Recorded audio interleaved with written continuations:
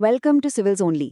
आज हम NCERT class 11 economics के 5वें चैप्टर ग्रामीण विकास पर परीक्षा की दृष्टि से चर्चा करेंगे।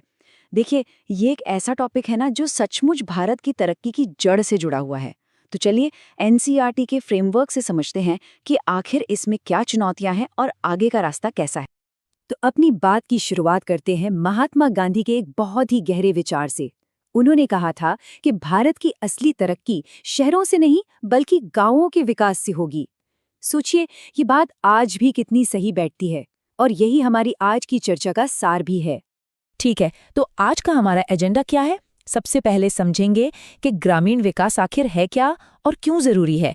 फिर बात करेंगे साख और मार्केटिंग सिस्टम की। उसके बाद देखेंगे कि खेती में डाइवर्सिफिकेशन क्यों जरूरी है।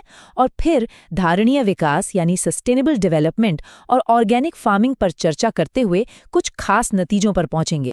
तो चलिए सबसे पहले और सबसे बुनियादी सवाल पर आते हैं।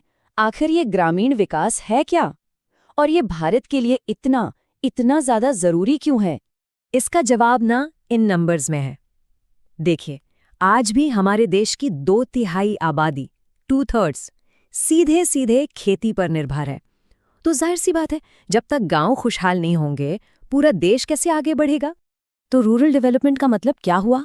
आसान भाषा में कहें तो ये एक बहुत बड़ी एक कॉम्प्रिहेंसिव स्ट्रैटेजी है जिसका मकसद है ग्रामीण इकोनॉमी के उन हिस्सों को आगे बढ़ाना जो ओवरऑल ग्रोथ में कहीं ना कहीं पीछे रह गए हैं।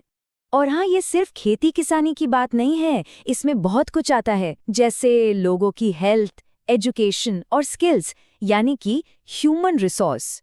फिर लैंड रिफॉर्म्स, इसके अलावा इंफ्रास्ट्रक्चर मतलब बिजली, सिंचाई, क्रेडिट, मार्केट, ट्रांसपोर्ट और हाँ, गरीबी हटाने के उपाय भी। ये सब मिलकर काम करते हैं। चलिए अब बात करते हैं उन 2 सबसे जरूरी पिलर्स की जिन पर पूरी ग्रामीण अर्थव्यवस्था टिकी है। पहला है साख यानी क्रेडिट और दूसरा है विपणन यानी मार्केटिंग। अगर हम गांवों में क्रेडिट की हिस्ट्री देखें तो एक बड़ा बदलाव दिखता है। 1969 से पहले क्या था? ज्यादातर किसान बेचारे साहूकारों और व्यापारियों के चंगुल में फंसे रहते थे। फिर 1969 में आया सोशल बैंकिंग का दौर। क्रेडिट को फॉर्मल बनाने की कोशिश हुई। 1982 में नाबार्ड बना, जो रूरल फाइनेंस के लिए सबसे बड़ी संस्था है। और 90s के दशक के बाद सेल्फ हेल्प ग्रुप्स यानी SHGs ने उस गैप को भरना शुरू किया जहां तक फॉर्मल क्रेडिट नहीं पहुंच पा रहा था। और ये स्लाइड इस फर्क को बिल्कुल साफ कर देती है। एक तरफ है इंस्टीट्यूशनल सोर्सेस जैसे नाबार्ड, बैंक, कोऑपरेटिव्स, SHGs। यहाँ ब्याज दरें कम होती हैं, सब कुछ रेगुलेटेड होता है। और दूसरी तरफ है नॉन इंस्टीट्यूशनल सोर्सेस, साहूकार, व्यापारी, जमींदार, जहां ब्याज दरें बहुत ज्यादा होती हैं और अक्सर किसान कर्जे के जाल में ही फंसकर रह जाता है। अब क्रेडिट तो मिल गया, लेकिन फसल बेचने कहाँ जाएं? बाजार में। और ये तस्वीर उसी मंडी की है। लेकिन यहीं पर किसानों को असली मुश्किलों का सामना करना पड़ता था, जैसे तौल में गड़बड़ी, सही दाम की जानकारी न होना और भी बहुत कुछ। तो इन प्रॉब्लम्स को ठीक करने के लिए सरकार ने क्या किया? उन्होंने 4 बड़े कदम उठाए। पहला, मार्केट को रेगुलेट किया ताकि सब कुछ पारदर्शी हो। दूसरा, इंफ्रास्ट्रक्चर बनाया जैसे सड़कें, वेयरहाउस, कोल्ड स्टोरेज।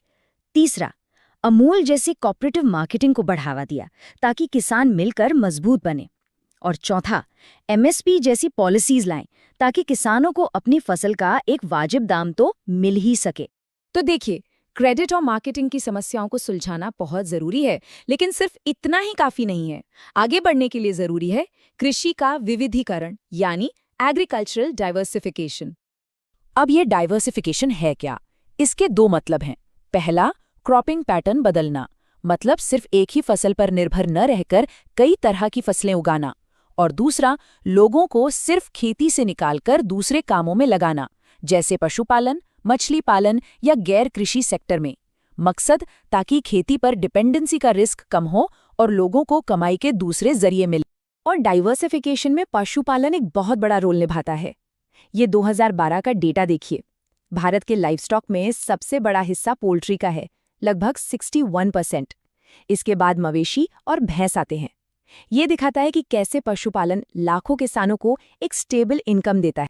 बिल्कुल, चाहे वो पारंपरिक भेड़ पालन हो या आधुनिक पोल्ट्री फार्मिंग या फिर मछली पालन और बागवानी, ये सारी एक्टिविटीज 7 करोड़ से ज्यादा किसानों को एक वैकल्पिक, एक स्टेबल इनकम का रास्ता देती हैं, खासकर छोटे और मार्जिनल किसानों को। अब आते हैं इस पूरी कहानी के एक बहुत ही जरूरी और आखिरी हिस्से पर, धारणीय विकास। मतलब ऐसा डेवलपमेंट जो टिकाऊ हो, सस्टेनेबल हो, और इसका एक बड़ा जरिया है जैविक कृषि यानी ऑर्गेनिक फार्मिंग। यहाँ पर केमिकल और ऑर्गेनिक फार्मिंग का फर्क देखिए, बिल्कुल साफ है। केमिकल फार्मिंग में महंगे बीज, खाद, कीटनाशक लगते हैं जो पर्यावरण को भी नुकसान पहुंचाते हैं। वहीं ऑर्गेनिक फार्मिंग में लोकल और सस्ते इनपुट इस्तेमाल होते हैं। ये इको फ्रेंडली है, जमीन के लिए अच्छी है और इससे मिलने वाला खाना भी ज्यादा हेल्दी होता है। हाँ, इसमें मेहनत ज्यादा लगती है। लेकिन ऑर्गेनिक फार्मिंग की राह में कुछ चुनौतियां भी हैं, जैसे शुरू के कुछ सालों में पैदावार कम हो सकती है, इन प्रोडक्ट्स की शेल्फ लाइफ भी अक्सर कम होती है, और सबसे बड़ी बात, इसके लिए सही इंफ्रास्ट्रक्चर और मार्केटिंग की अभी भी कमी है। किसानों और कस्टमर्स में जागरूकता भी बढ़ानी होगी। तो चलिए अब तक की पूरी चर्चा को समेटते हैं। क्या है हमारे मुख्य निष्कर्ष? सबसे बड़ा टेकअवे ये है कि ग्रामीण विकास कोई एक चीज नहीं है, ये एक कॉम्प्लेक्स, इंटरकनेक्टेड सिस्टम है। मतलब क्रेडिट, मार्केटिंग, डाइवर्सिफिकेशन और इंफ्रास्ट्रक्चर, इन सब पर एक साथ काम करना होगा। किसी एक को ठीक करके बात नहीं बनेगी। और आखिर में एक सवाल सोचने के लिए छोड़ जाते हैं। जैसे जैसे भारत और ज्यादा शहरी होता जा रहा है, अर्बनाइज हो रहा है, तो ग्रामीण विकास की चुनौतियां क्या कम होंगी या बदल जाएंगी या शायद और भी कॉम्प्लेक्स हो जाएंगी? इस पर जरूर सोचिएगा। अगर आपको ये वीडियो फायदेमंद लगी तो वीडियो को ज़्यादा से ज़्यादा शेयर करें, लाइक करें और चैनल को सब्सक्राइब करें। और कोई सुझाव हो या टॉपिक सजेस्ट करना हो तो कमेंट ज़रूर करें। साथ ही वनडे एग्जाम से रिलेटेड करंट अफेयर्स सीरीज़ और हमारा मेंस रिलेटेड पॉडकास्ट ज़रूर देखें। धन्यवाद।